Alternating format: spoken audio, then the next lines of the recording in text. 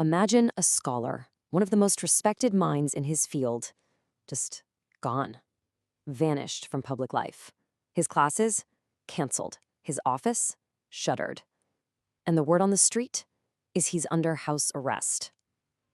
Today, we're digging into a story about ideas so dangerous they got a man silenced, a man who dared to challenge the very foundations of power in one of the world's most important religious centers. So, that's the big question, right? Why would a major Ayatollah in Qom, a spiritual guide for thousands, suddenly get muzzled? To get to the bottom of the why, we first have to look at the how. And let me tell you, the authorities did not mess around. They moved fast. First up, they cut off his platform. You gotta understand, in a city like Qom, a scholar's classes are everything. It's their lifeblood, how they pass on knowledge and build their influence. Well, his were just stopped. No warning, nothing.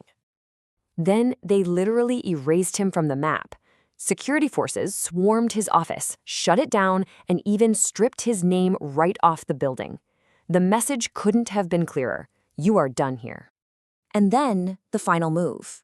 The rumors started swirling, and these were credible rumors, that he was now under house arrest. So he wasn't just silenced, he was confined. It begs the question, who is this guy? And what could he possibly have said that was so dangerous it warranted all this?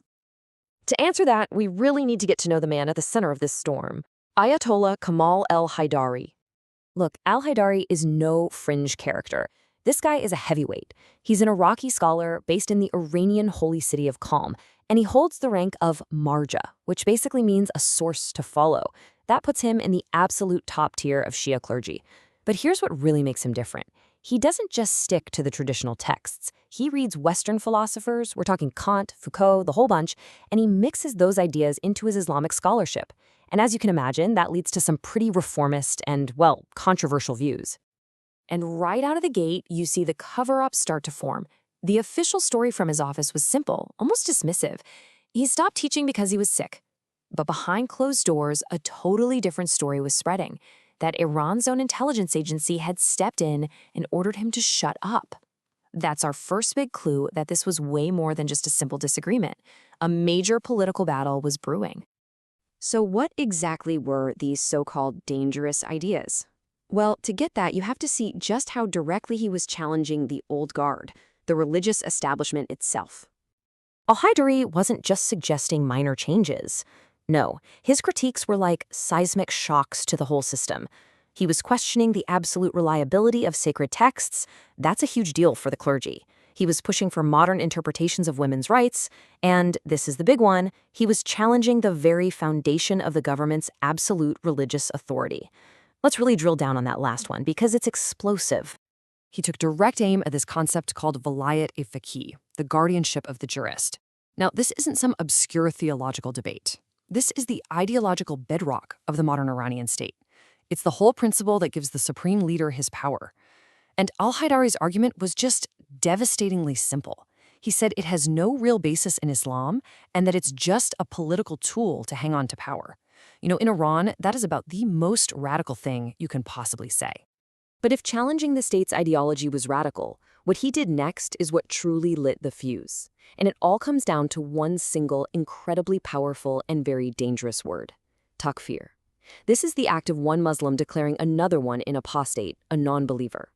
And believe me, this is so much more than a theological argument. As we've seen time and time again, it can be a death sentence.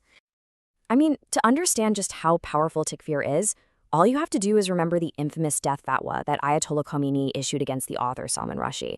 That one case shows you exactly how a takfir ruling can spiral into an international incident with literal life or death stakes. So here's how al-Haydari took this explosive idea and turned it completely on its head, especially when it came to Sunni-Shia relations. A traditional, hardline view basically says that, in the eyes of God, Sunnis are apostates. But al-Haydari, he just completely rejected that. He argued they should just be seen as fellow Muslims from a different school of thought. In a region that's been torn apart by sectarian violence, this wasn't just an inclusive idea. It was a direct attack on centuries of deeply, deeply ingrained dogma. All these controversial ideas were kind of simmering just below the surface for a while, but it took one single TV interview for the whole thing to just explode out into the open. Okay, so here's how it went down.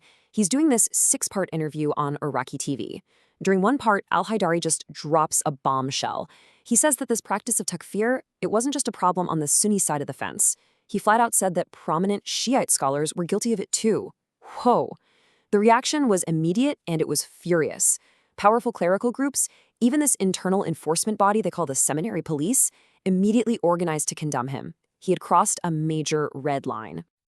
And that's exactly why it was so explosive. I mean, just let that sink in for a second. A top-tier Shiite cleric, a marja, went on television and accused his own religious establishment of labeling the vast majority of the world's Muslims infidels. This wasn't some critic from the outside throwing stones. This was a mutiny from inside the highest ranks. And that, right there, is why this whole story is so much bigger than just one man. What we're really witnessing here is a struggle for the very soul of modern Shi'ism. So let's zoom out and look at the big picture here. Why does this matter? Well, this isn't just some internal squabble. This is a flashpoint in a global battle between traditionalism and reform. It's a direct challenge to the way religious and political power are fused together in Iran. And think about it. In a Middle East that's on fire with sectarian conflict, a voice calling for less dogma and more inclusion has massive geopolitical consequences. The authorities, for now, may have succeeded in silencing Kamal al-Haydari's voice, but what they can't do is erase the questions he's asked. And that leaves us with one final, lingering thought. Was this just about shutting down a single dissident, or are we actually hearing the first tremors of a theological earthquake, one that could reshape the entire region for decades to come?